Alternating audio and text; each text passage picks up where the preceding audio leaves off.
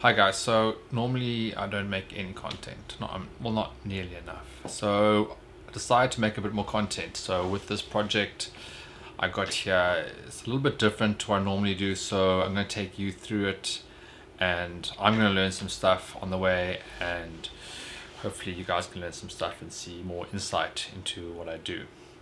So let's get cracking to it. What I have done in the past is made images that are 1.6 meters wide.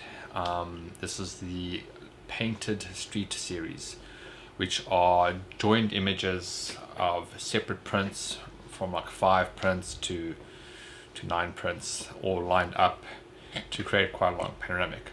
Now I've got one particular work behind me which I'll show you, and this work is based in London, but this one in particular is quite wide and therefore has quite a lower height to it, if you're keeping it at 1.6.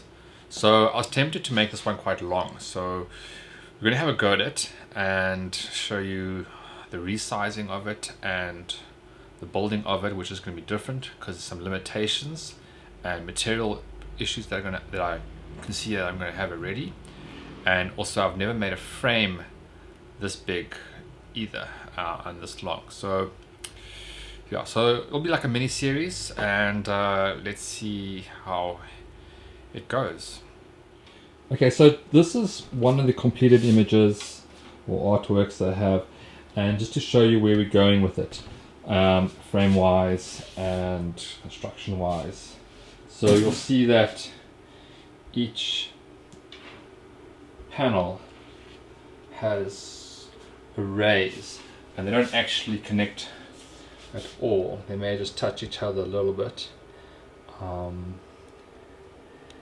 we do is we raise it with multiple layers of mount board and foam core, so they kind of float above and hide behind each other, and you create like a composition. And then this whole thing floats above the mount board at the back. Now the tricky part I have now is that the mount board is supplied in a 1.62 meter wide board, and that is one of the reasons why this artwork is only the size or the width it is, because that's the limit of the mount board. So what we're going to do is try and use this mount board but have a joint, I suppose, and I've seen this being done before, in the middle, and we butt them up somehow, and that will extend it. That's the first option. The second option would be to, I suppose, get an MDF board, or what some people call gator boards as well work, and paint it. Okay, so let's go on to the digital file and I'll show you how we start that side. Let's use the non-monitor capture. I'm just going to save some time because this is much easier for me just to set the camera up and point on the screen. Okay, so this is the image I got, and what I do is I comp it in Photoshop before I make it. So just to show you the individual layers that I have of this image. So that's pretty much how it's broken up. And so we just got 5 images here, and so in this comp I'm just going to try to see what my heights would be if I go up to a certain size. So it's at 1.6 meters. I'm trying to think like what would work well. I'm trying to visualize it and what I'm capable of making. So I'd like to make a 3.5 meter wide work, but it's not possible at the moment, so we're going to try something a bit easier for myself or capable. So I'm going to look at a 2 meter work, and at 2 meters we're looking at 52 centimeters about. It's only 40 centimeters more, but so it's not a really big difference. So I don't know, maybe 220, that's 60 centimeters more. We're at 57 centimeters high.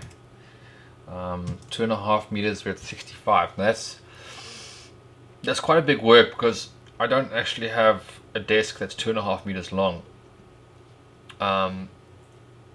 So it's quite tricky. So it's going to overhang.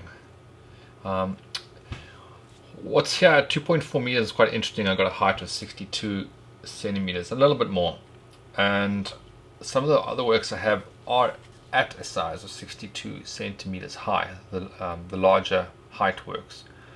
So they could actually sit next to each other and share the same height.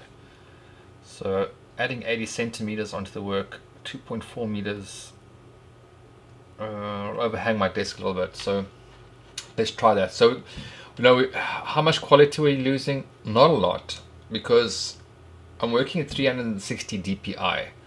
Most of my files I work with, I keep the resolution as high as I can, just in case I want to make a larger file. So I never have many images at 300 dpi. 300 dpi being the optimal print resolution for size and quality. You don't have any loss of quality and your file sizes are quite small.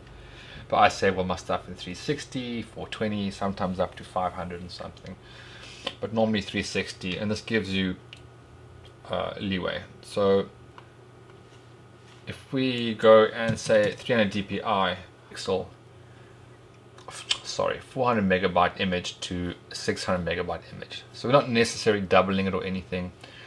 We're going to lose a little bit of quality, but my images are decent anyway. We can zoom in there and just double check that everything is decent.